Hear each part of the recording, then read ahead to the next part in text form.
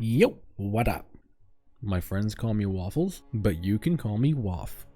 And as you can see, I've been magic finding a lot. And you've probably heard about it, and it's kind of an epidemic right now because it's so cheap and so easy that I think everybody who hasn't tried it should just try it right now. Now, I'm just going to answer a couple of your questions first because I know a lot of people are probably going to wonder what's the entry for Magic Find, Waff?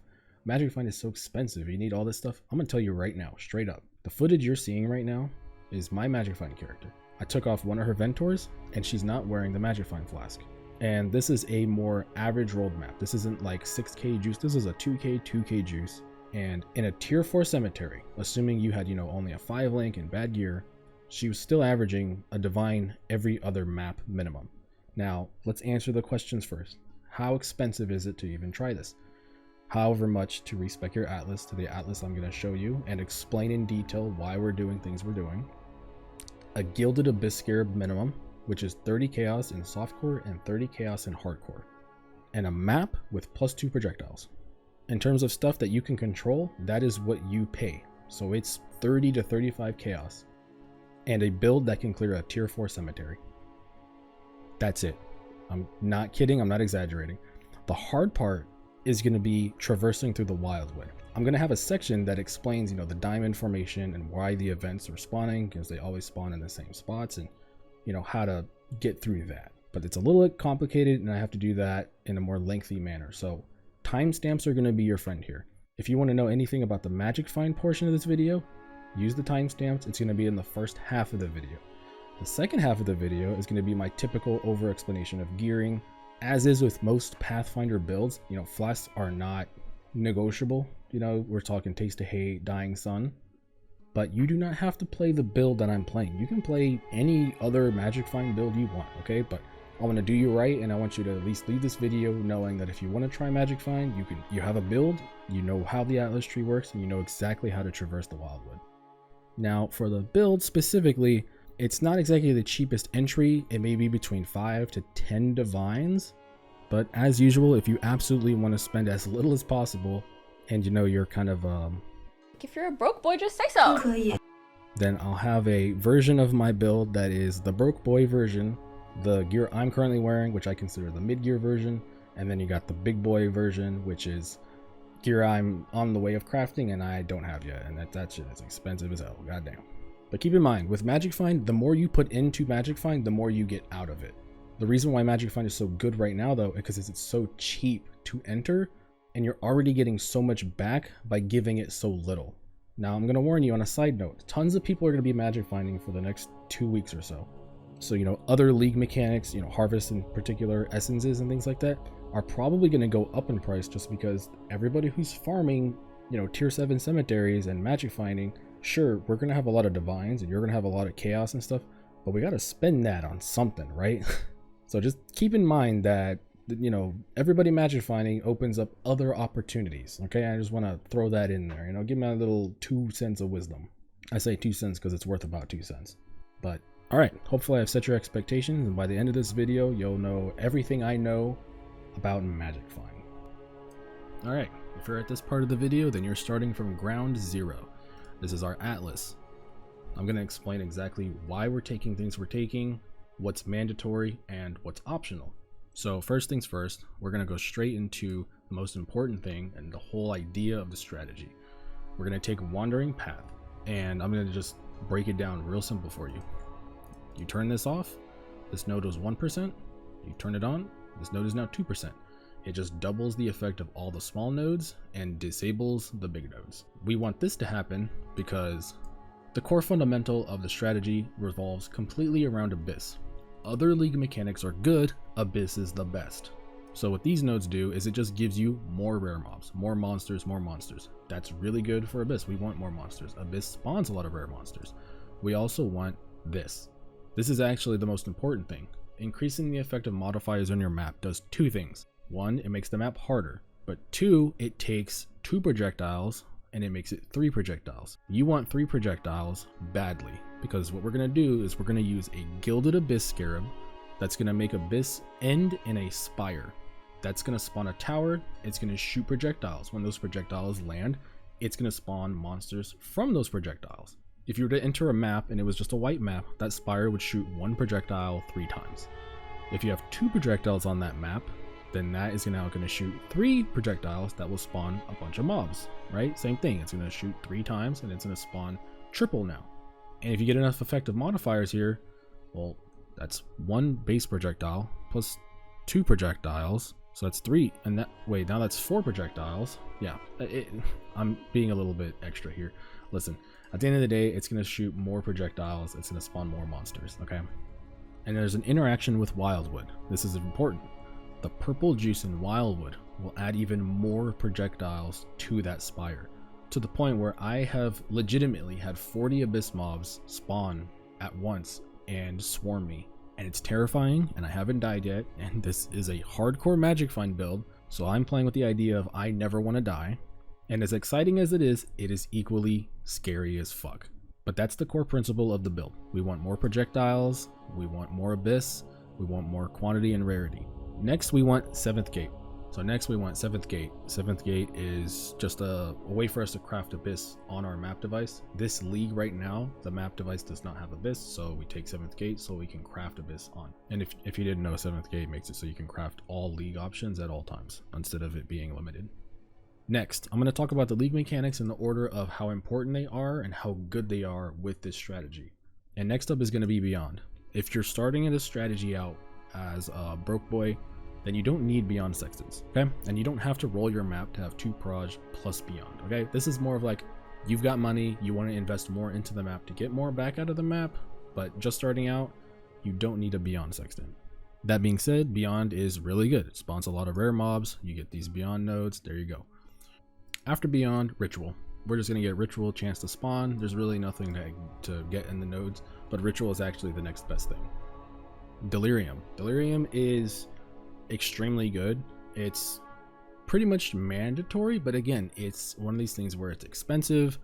The jewels you can guarantee and stuff. I'll show you how to craft a map later, but I would take the Delirium nodes, and if you are starting on the cheaper side, I would just drop like the Beyond nodes and get, map Delirium spawn chance. That's something you can easily do, and then you don't have to run a Delirium jewel, but still take Unending Nightmare to make it so your Delirium fog will stay forever, okay? Let's go fix this and that and there. So next up, I would say Harpies. Harpy Scarabs are pretty cheap. They're not the most impactful. Every now and then, they'll drop a lot of loot. They do spawn rare monsters, so that's cool. But Harpies, they're in the area of where we already want to go, so they're completely fine to get. After that, strong boxes are okay. They're really not needed. You don't need this many points even. Strong boxes I've never gotten fucking anything out of. There's the possibility, right? But ultimately they're pretty mid. The rest of the nodes you can see, we want abyss, right? So you just get more abyss stuff, abyss buff, abyss stuff, and that's pretty much it. The atlas is pretty straightforward. The logic is that we don't care about map duplication. We don't care about any of this stuff because we're going to sustain off singular focus. If you do not have at least 5 favored map slots, then you may not be able to sustain cemeteries. I have no issue, but I have all of my favorite slots available to me except for 1. But these are T4 cemeteries or T7 cemeteries depending on your gearing level. You shouldn't have too much of a hard time sustaining maps. That shouldn't be something you have to do. You should not have to buy cemeteries, okay? Options that you can add are Breach and Legion, but they're timed. And if you've done the Wildwood thing, you probably already know, but I'll just say it out loud. These mobs get really tanky, they get damage reduction, they get crazy modifiers that take, they'll take less damage and stuff. Legion and Breach do not work well with time, right? You want a lot of damage to get through Breach and Legion. They don't work together. So I would recommend you never do Legion or Breach, and they're not really worth the points. Something else you may be considering is maybe like Harvest. Harvest just doesn't spawn that many rare mobs if you think about it, right? It's like 2, maybe 3. Also, they take a lot of points to spawn, so I wouldn't say Harvest is really worth it either. Also, right after I said that, I realized I didn't mention Expedition. Expedition is okay. It's not better or worse than anything. If you want to throw in Expedition, go ahead, feel free. It's not bad, it's not good. You're right next to the nodes, so there you go. But that's your atlas. We want Beyond, we want Abyss to spawn more projectiles, we want more rarity, we want more quantity, and we want to take advantage of anything that may even help us spawn rare mobs, because rare mobs are the name of the game. Magic mobs are cool, but they don't really get juiced. The rare mobs are the goal, so you want stuff with more rare mobs. Alright, so in game, I have the Scarabs here, and I would recommend these Scarabs. Now, here's the deal. I'm going to let you know right now, and I've already mentioned, you know, Gilded Abyss. Gilded Abyss is mandatory. This is what enforces the maps to go absolutely crazy with the amount of rare mobs. We need rare mobs. So Gilded Abyss, I really would tell you, once you're comfortable running the Wildwood, maybe you've practiced, like I'll recommend later, but once you're confident in doing that, then I would start using Gilded Abyss. Otherwise, you know, I would just practice on the Wildwood beforehand, but it's mandatory. I'm sorry. It's 30 chaos or so. We're magic finding. At a certain point, you have to just start spending some money to get some more money back, right? Put in more, get more back. That's the logic. The rest, though, you can be cheap about. You know, Reliquary is really good. We want more unique items to drop because, one, you know, uniques are worth a lot of money. You can drop headhunters and stuff like that, like I have. Or the mobs can convert unique items into currency, and that's how you get, you know, 20 divines and stuff like that. So Reliquary is just a more multiplier, right? You can run the map, and if you don't have, you know, a gilded, but you have a rusted, you know, if you see 3 divines drop, you just know, hey, if you had a better Reliquary, then that 3 could have been 4 or 5. That's just the way it works. More is more, less is less. Divinations, you can be pretty cheap on these. I'm gonna be honest, I've only ever seen 2 brother stashes, and that's it. So divination, we're not farming divination cards. It's one of these things where it's like, well, you know, what else do you want to put in? You could put in expedition here if you wanted those extra rare mobs. The chance at, you know, the brotherhood cards, I kind of am like, sure, I'll put it in there, but you know, this is the one where I'm like, you can change this out for more mobs if you want. It's fine, but if you want to know the proper thing, then yeah, you'll run a gilded divination. Rusted Abyss, can't recommend it. It doesn't guarantee you the Stygian, so I would not recommend that you do it. I would recommend only a Gilded Abyss. It's the only mandatory thing. And then after that, Arby's. You can do Rusted, you can do Gilded. Afford what you can afford, but at the end of the day, there is a cost to enter, and the cost to enter is a Gilded Abyss Scarab, and also a +2 map. So over here, I should have these maps. They're already rolled. There you go. Monsters fire 2 additional projectiles. I do not care about anything else. As long as this map will not kill me, you know, it doesn't have reflect, things that, you know, double damage, like Fizz is extra, lightning is extra. All I care about is monsters have 2 projectiles. That is it. I don't care about anything else, just as long as it says monsters fire 2 additional projectiles.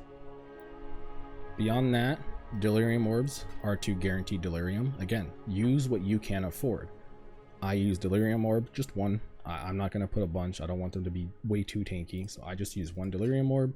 There you go. That should be the bare minimum. In order to do it, 2 projectile map, at least a gilded scarab. Everything else is, if you put in more, you can get more back. Hey, maybe you don't want to invest this much. That's fine too. Just, this is the bare minimum. +2 projectiles, Gilded Abyss Scarab, and your Atlas set up with the Atlas that I've showed you. And that is it. Okay, so I'm going to show you, you know, rolling our map. Let's say you just, you know, you have 1 map or whatever. Don't do what I'm doing. I'm doing this just to save clicks, but we roll this until we see 2 projectiles. You would scour and alkit, scour and alkit. Don't get baited by Beyond. Beyond's cool. 2 projectiles are mandatory. So let's say you're fine running this map. Monsters fire 2 additional projectiles. What I would do is I would use a Delirium Orb, right? Like I said. Then we put in our Scarabs. So Abyss, Divination, Harvey. We scroll down. We guarantee Abyss. Now here's the thing. We have 4 stones. You would do, you know, Beyond, Abyss, and then something you want, right? Legion, Einhar, I don't know. Anything that you want to add, because after Beyond and Abyss, I'm going to be honest, it's really mid. You can do strong boxes, you can do enraged. So let's just assume, you know, these are our Sextants. This is a snapshotting trick. So you can put Sextants on a low tier map and still get back tier 7 cemeteries.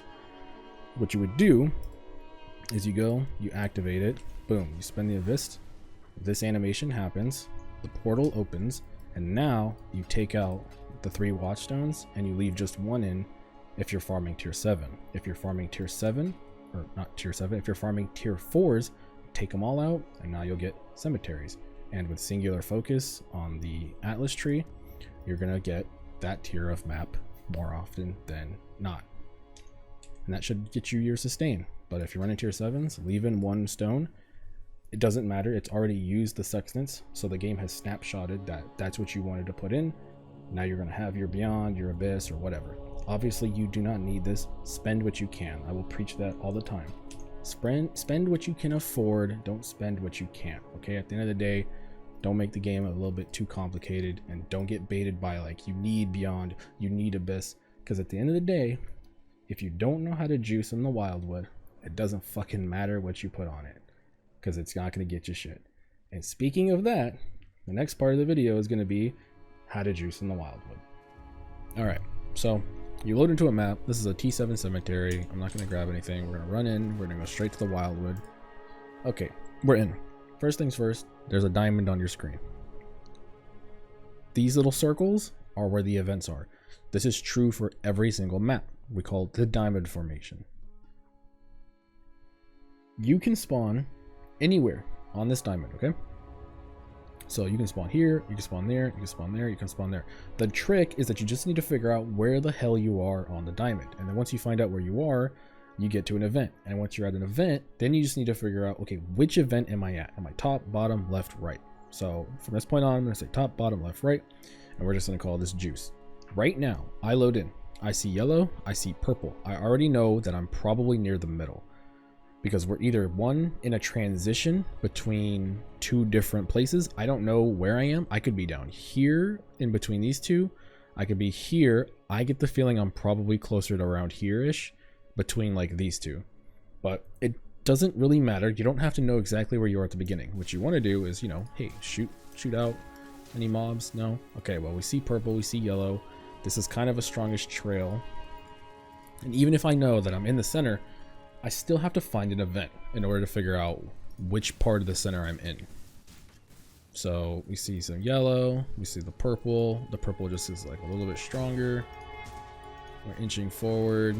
It zigzagged, which is basically just a way for it to waste our fucking juice. I'm 90% sure this is north because it was zigzagging.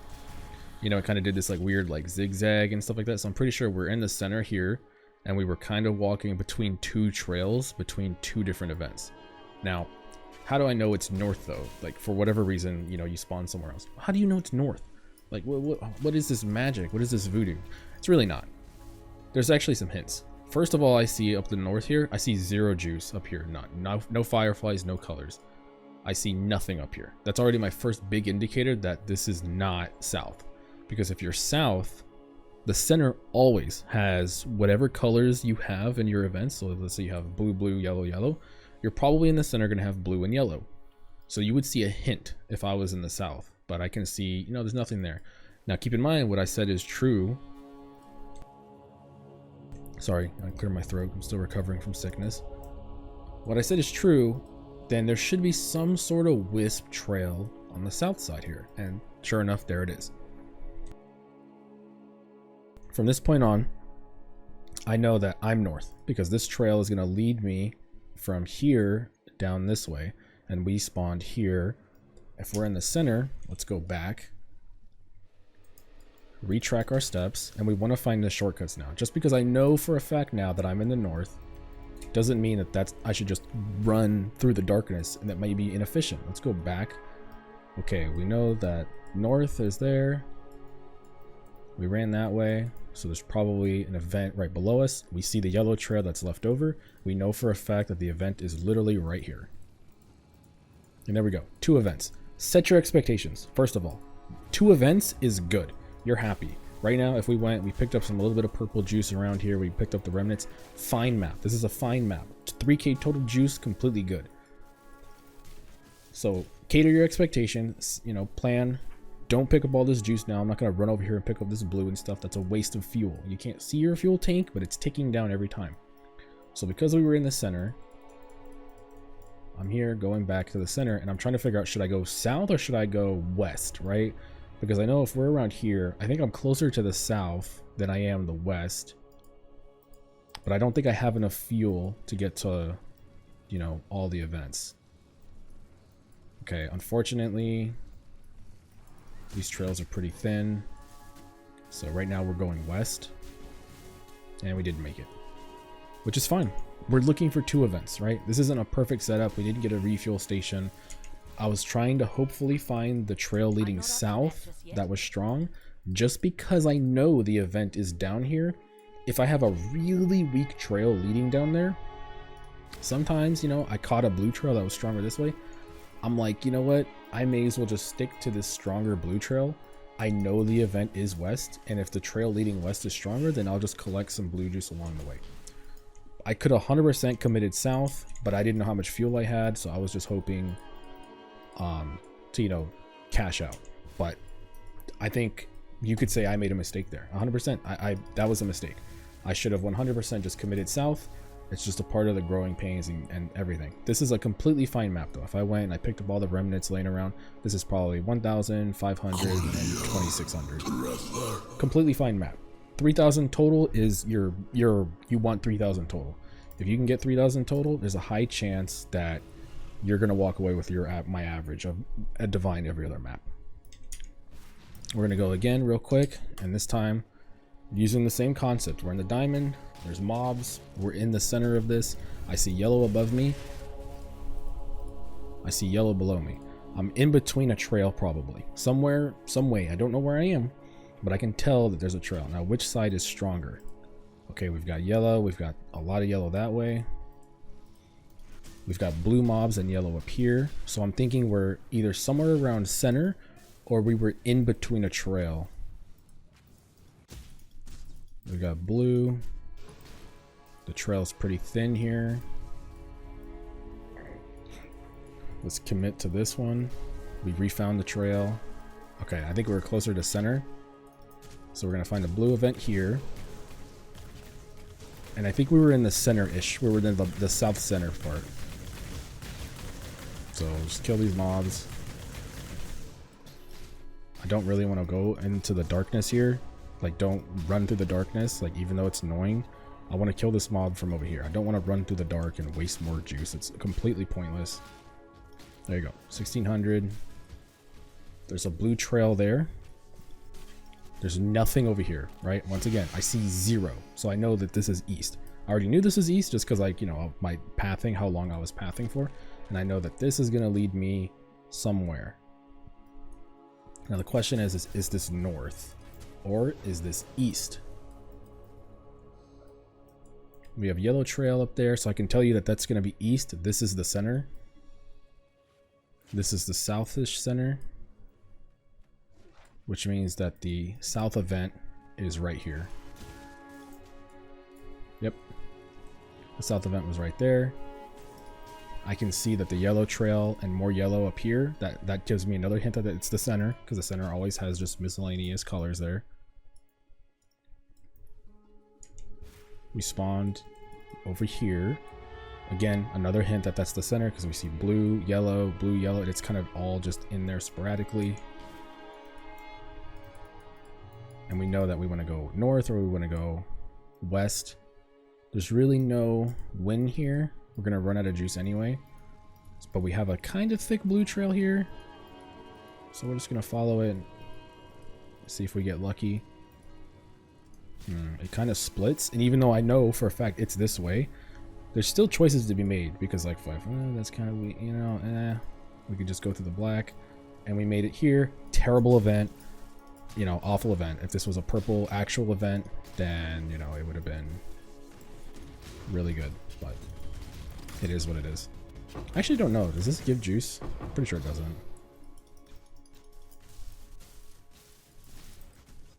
Yeah, it doesn't give you. So if this was a purple event, we would already be at like 2k, 600, 2k. And at this point, we're just missing a little bit of yellow. So I would go all the way back down south and run into the yellow trail that was left over. And we can, you know, finish picking up these little remnants here and there. There's yellow, yellow. I don't want to walk this way. We're missing yellow, so even though this is, for example, right now I'm going into the center.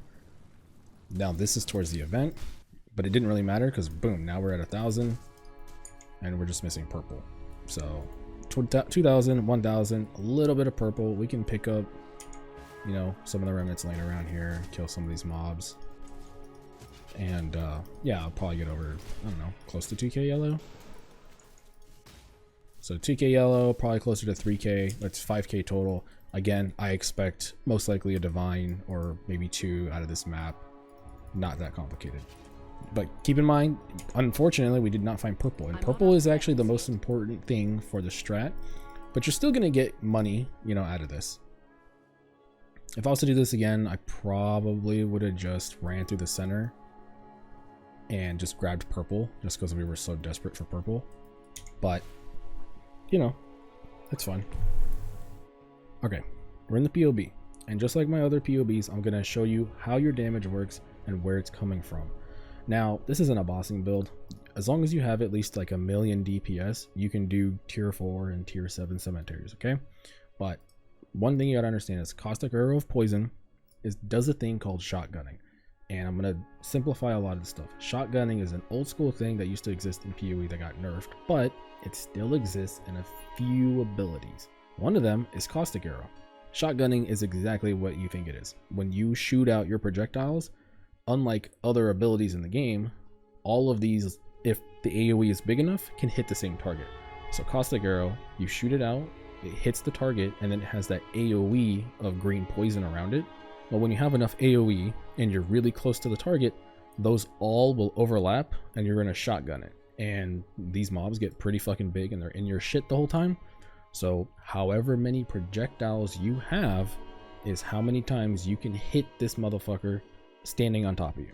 In my case, I have 11 arrows, and I'm not gonna lie, my voice is giving out because I'm still recovering from sickness, so I might speed this part up a little bit, but bear with me. I have 11 arrows, I think. So first things first, where are you getting these arrows from off? All right, Caustic Arrow, first of all, you shoot it, it has 1 arrow. Awakened GMP. If you don't have Awakened GMP, you know, go down to lower GMP. That's what the starter gear is for. You know, the early game version does not have Awakened GMP, but I'm just showing you my version of the gear. So that's plus 5 additional projectiles, so that's 6. All right, Dying Sun gives you 2 with Flask Effect that gives you 3. So Dying Sun says 2 additional projectiles. If you have enough Flask Effect, you can get this to 4. I personally am pretty sure I only have 3. So let's do some math. That's 3. Our base is 1, so that's 4. Awakened projectiles adds 5, so that's 9. And on the tree here, we have +1, +1. That means we have 11. If you have enough Flask Effect, then you can just take this to 12, and there you go. That's your shotgun, that's your overlapping, and we're doing poison. Over here, we have a thing called Frenzy of Onslaught, which is giving us frenzy charges and giving us onslaught. So over here, we do have frenzy charges. Those then get expended, but then we get the frenzy charges back. So I'm leaving this on just because more often than not, you're going to have frenzy charges and you're going to have permanent onslaught simply because of Frenzy of Onslaught. Okay. We have life tap because, like I just said, we have life tap attached to skill, so we don't have to worry about mana. This is for a later version of other gearing. That's why these are here. So you can ignore them for right now because we're in the mid gear. Alchemist Genius. This is off of the jewels over here.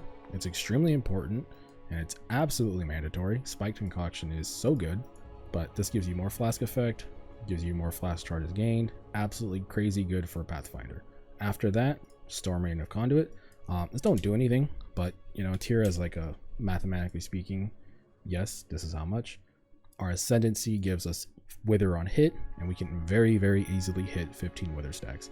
The enemy is in fact poisoned, wouldn't do anything anyway. And we're not fighting Guardian Pinnacle bosses. You can change this to standard bosses if you want to make your damage actually look nicer, but we don't care about damage here, right? As long as you're over 1,000,000 DPS, you should be able to clear these maps. It's just about how fast you clear them rather than if you can clear them, okay? But the damage is very simple. Shotgunning and more arrows, and we're doing poison. Now, to speak on the poison part, you have to look at tinctures. Now, my tincture is pretty mediocre, but this tincture, which is enabled by the Wildwood Ascendancy, I'll show you that in a second. What this says is all damage can poison, okay? So that means all of your damage, fire, cold, lightning, can now poison. This does not say all your damage is poisoning, okay? You do not have 100% chance to poison just because it says all damage can poison. So you just need to get chance to poison on the tree. There's chance to poison over here, there's chance to poison down here. You get 70% chance to poison off of the tree. I personally have fractured chance to poison. I will always get 30% chance to poison on my bow, just because I don't want to run things like Herald of Agony, because the tree gives us 70%. You can run things like Herald of Agony, that gives you 20, and then you can run either 2 jewels with 5% chance to poison, or you can anoint Toxic Strikes, you know, over here, that gives you 15% chance to poison. But you need 100% chance to poison, okay? 100% chance to poison. I'll have a note section that's going to list off your options depending on your gear, but 100% chance to poison. The tincture, make sure that you turn this on. I was playing and leveling as this build. I didn't have this on for about 15 levels, and I was like, wow, my damage sucks. No, I'm just an idiot. Completely expected. And that's it. That's how your damage works. That's where your damage comes from. But 1 million DPS and you're happy. Anything more than that and you just clear the map faster, right? Which means you're getting more loot, yada yada. You get it. So hopefully now you understand how your damage works and what's going on. So I pride myself on being able to give newer players enough info to make their own decisions and make their own mistakes. Unfortunately, when we're talking about Magic Find and we're talking about a Pathfinder, I'm not going to sit here and say you can play this build with 5 chaos. No. In order to play this build, I would personally absolutely recommend a Taste of Hate, a Dying Sun. I'll reiterate this again. You can play any build as a Magic Find this league. The more you put into Magic Find, the more you get back. A Pathfinder just happens to be the best because it can take advantage of this flask. And this flask gives us quantity and rarity. That is it. That is why I'm playing a Pathfinder. You can play a normal Caustic Arrow build. You can play a Blade Vortex build. There are so many builds out there you can play, but a Pathfinder specifically is just the min-max version to take advantage of this flask, okay?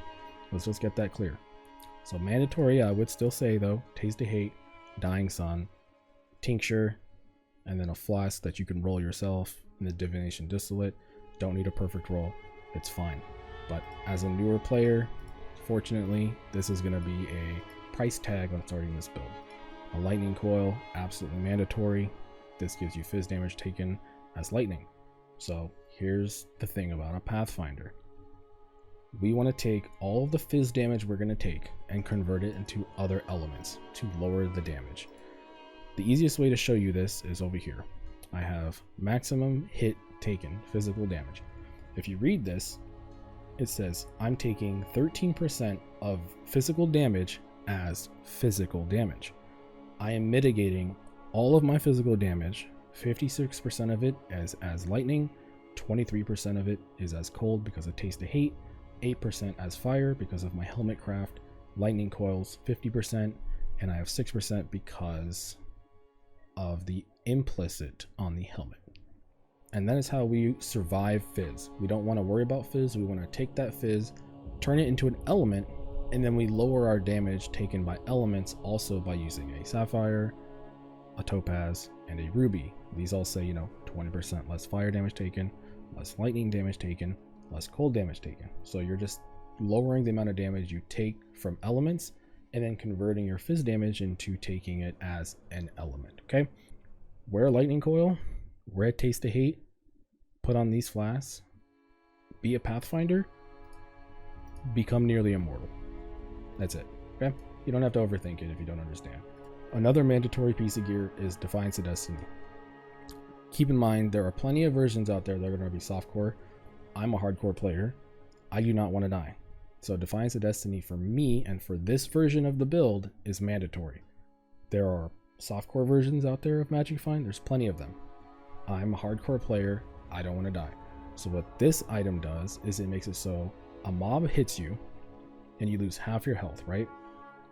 The second time it winds up to hit you, your health will immediately heal for 30%. So before that mob has hit you, the second it has decided it's going to hit you, you heal for 30% of your HP. Now, repeat that with 100 mobs hitting you and your HP bar, unless you get one shot or you have a degen on you, you're damn near immortal. So as long as you don't get one shot, you're a god. Now your bow, 30% chance to poison. Again, Figure out how you want to get 100% chance to poison. There's going to be options for you in the note section. Get 100% chance to poison. This bow is pretty mediocre. You know, it's 600 elemental damage. Use some essences. Buy it off the market.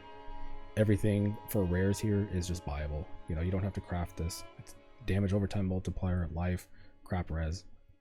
The helmet, I would say, even as the baby version, you would still probably want fizz damage taken crafted and fizz damage taken on your implicit. Physical damage taken as fire you get from Corel Betrayal.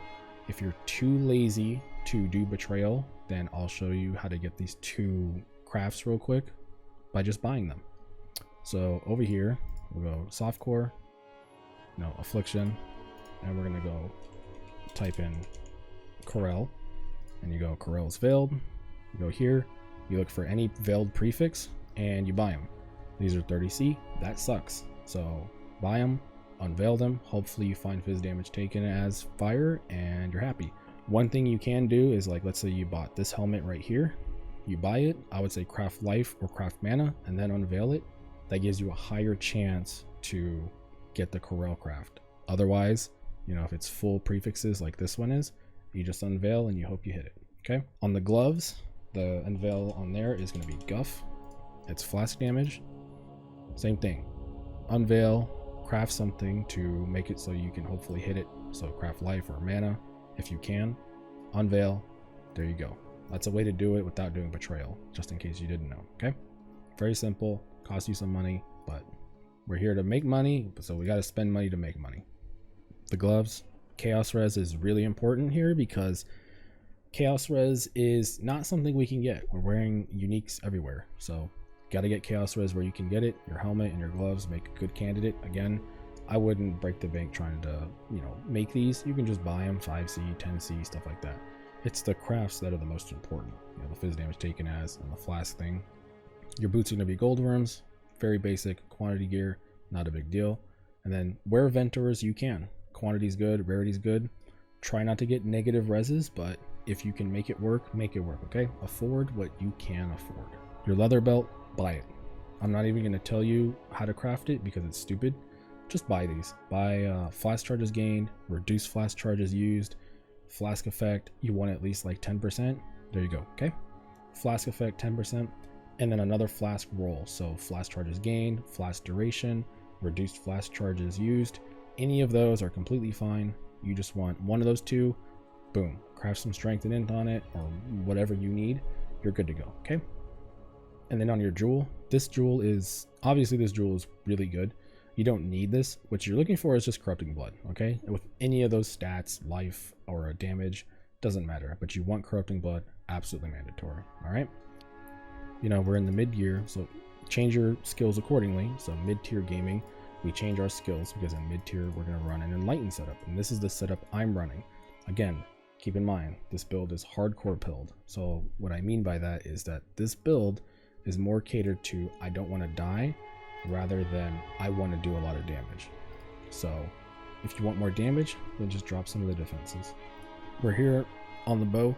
I would recommend Fracture Chance to Poison tier 1. This way you don't have to worry about, you know, Herald of Agony or any of that crap at this point. You can make a better bow than this, but that's not this bow. We'll get to that when we get to that. This bow, essences. I'll put the 3 on here. Use any of these 3 and afford what you can afford, or, you know, buy a bow. Completely fine. And you're just trying to get a better bow than what you were just using, right? It's very simple. Essence spam, not a big deal. Don't use harvest, just use essences. The quiver, now your quiver, completely buyable. You're looking for attack multiplier and you're looking for, you know, increased damage to bow skills. You're basically just looking for damage. It can even be flat lightning damage that's of a high level. Damage over time multiplier is definitely the biggest damage increase, but you can get a fractured damage over time multiplier, fractured life, fractured increased bow damage. I would personally probably say the cheaper version is, instead of using harvest, I would probably just use the woe essence because that guarantees bow damage, and then just afford what you can, and you know, you can try to make this. But quivers are pretty abundant. You can buy this similar kind of a quiver. I imagine it shouldn't be that expensive if you want to be, you know, cheaper and more easier. But otherwise, yellow juice attack harvest or percent bow damage skills essence. Okay, those are the 2 options I'd recommend, and get a fracture you can afford. helmet, fractured rarity. I wouldn't recommend you do anything else. Just get fractured rarity, and then augment rarity, and then regal life. And then you just repeat that process until you're happy with the life roll. It can be rarity prefix, it can be rarity suffix. It doesn't matter. At the end of the day, you're gonna have to augment rarity and then regal HP. Okay? Very simple. You multi-mod it, craft fizz damage as fire, craft rarity. We're still gonna run fizz damage taken as lightning, and then reduced mana cost of attacks is just you know, we're using a lot of mana. It's something you can put there. Not absolutely mandatory, but you may as well get it at this point if you're spending as much money as this, right? We already went over lightning coil, nothing's changing.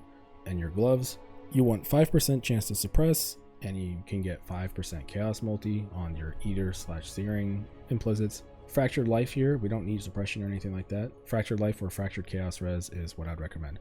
I would actually recommend fractured life, like tier 1, and then you just roll it with deafening essences of chaos res, and then get whatever, you know, your gear needs are. If you need accuracy for whatever reason, cool.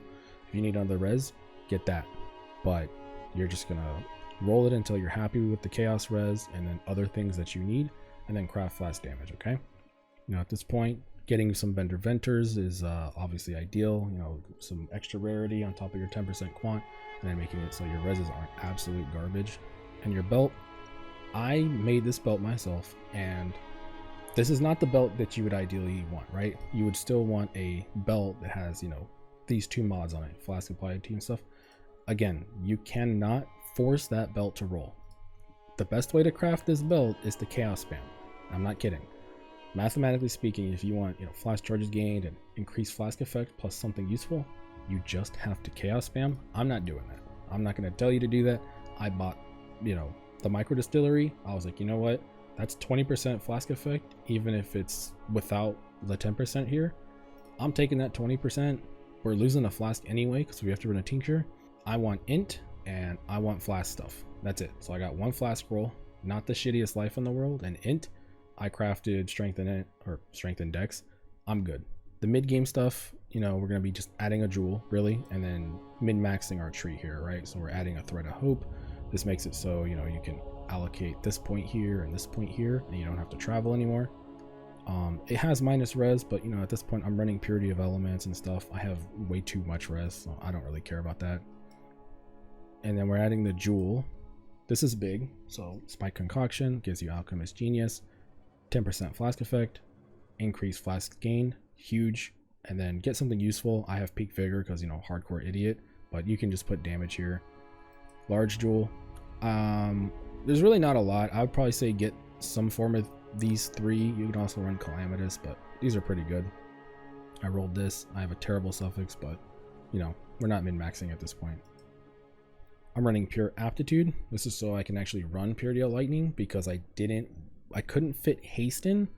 So I was like, well, what should I do? And then, you know, getting tankier is, you know, the hardcore brain. So I'm like, yeah, I'll just get tankier. So I put in purity of lightning. You know, this is what I did. You can do your version. Not that big a deal. And a Watcher's Eye. So at this point, we're spending some money. We get a better jewel, you know, a better corrupted blood jewel, and we're getting a Watcher's Eye. Specifically, you're probably gonna want to go with a purity of elements. The other stuff on this does not matter. Fizz damage from hits is taken as fire, cold, or lightning. Any of those 3 is completely fine. Before I go and start explaining this, let's just make it clear. This is what you're aspiring to get, okay? Like, I know how to make all of this gear. I know how to get all of this gear. But if you want to just magic find and vibe, you know, you don't need to make this gear. But obviously, it's nice to have goals to aim for. So let's aim for some goals, baby. Okay, we're going to use a thicket bow, a short bow. I mean, at this point, a gear price, I really wouldn't get anything else. But I guess an imperial bow wouldn't be the absolute worst. But we make money to spend money. That's what we do here. We gamba and we waste currency. So let's waste some currency. You want tier 1 fracture of cold, fire, or lightning. At this point, we do not care about attack speed, and we don't care about chance to poison because we can somewhat deterministically add it, but we'll get to that point when we get there. So you're looking for as high as a fracture as you can afford, tier 2, tier 1. And you're gonna use one of the essences that you don't have. So I'll put all 3 on the screen, and yeah, I mean, we just hit this, and you know, you first click, and this is expected to a degree. You hit tier 1 lightning damage because we're using a deafening essence of wrath, right? That's expensive. And we hit tier 4 fire damage. If you're fine with tier 4 fire damage for whatever reason, then you could just stop here. But the other thing you can do is you just keep clicking this until you hit, you know, fire damage of a relatively high tier. Here we hit tier 3. A good stopping point, I guess, would be tier 3 if you want, but you would just click this until you hit, you know, tier 2 or tier 1. It's really up to you. How much do you want to spend? How do you want to do this? But either way, roll until you're happy with what you have. All right, so let's go. We hit tier 2 fire. Okay, cool. Now the next step is actually pretty simple. We want chance to poison. We do not want to have a Herald of Agony. We don't want to run 4 Viridian Jewels with chance to poison. We want to solve our chance to poison on our bow. And this is why this is a expensive bow, because you can brick your bow doing this. 100%. You absolutely may brick your bow. If you're in the suffixes, we're going to go down here and we're going to roll prefixes cannot be changed. Our old faithful craft. And what we're going to do is not Veiled Chaos Orb. We're going to harvest, reforge, chaos. Now the reason is because there's a thing called waiting. You can roll chaos res or you can roll chance to poison. Chaos res has a lower weighting, which means it's harder to roll. Chance to poison has a higher weighting, which means it's easier to roll. So TLDR, you would just do this over and over again until you hit 25, 30%. Oh, we hit chaos res, that sucks. But here's one thing you can pay attention to. If you fill your suffixes, your bow may be bricked. At that point, you're going to have to just annul. But again, this is expensive for a reason. Maybe you're happy with 25% chance. Okay, craft attack speed. There you go. Your bow is done and you're happy. Let's say, for example, I haven't explained this part ever, but let's say, you know, you wanted to practice doing this. You know, we're going to make a quiver offhand. You can do attack speed quiver, I guess, but I'm just going to do primal arrow because I think numbers wise it's the best. We want hunter. We don't want to use hunter exalted orbs. We just want it to be a hunter base. So that already obviously is expensive and it's right. And what you're going to do is you can either you can just hit this thing over and over again with aberrant. Oh, I'm dumb. You can hit this thing over and over again with aberrant until you hit chaos damage over time with attack, and then the other attack damage over time multiplier. So I'm going to sit here and click this a couple times until I get both. Okay, it literally took one more click. And this is interesting. So we hit tier 1, we hit tier 2, chaos damage, generic. Okay, so we're using an aberrant. This is more chaos res. So we have a high chance to roll this, but we're not actually increasing our chance to roll this. So this is a money sink. You know, you just can sit here and click it over and over again. But unfortunately, we hit an attack speed thing. And I say unfortunately because for what we want to do next, we would have to annul. So we annul, the bow is bricked, we go again. And you would just aberrant fossil over and over again until you get both, and then you isolate both. So at this point, you either rolled it with aberrant fossils, right? Or you harvest chaos. I'd probably be harvest chaosing because I wouldn't farm delve. So, you know, you could harvest chaos. Either way, you're just looking for chaos damage over time multi, generic damage over time multi, and what we're going to do next is deterministic. So at this point, your quiver's done. I know it's like, what do you mean, Waft? It has nothing on it. Well, if you put this, cannot roll attack modifiers on a quiver, here's the interesting thing. This has the attack tag. This, even though it's generic damage, has an attack tag.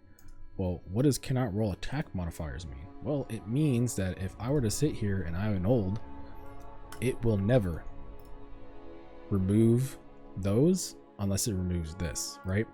So I can annul and it will never ever roll anything with an attack tag.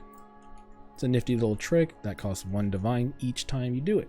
Now, what are we doing? Why are we doing this? It's because we're just going to do the most boring thing we can.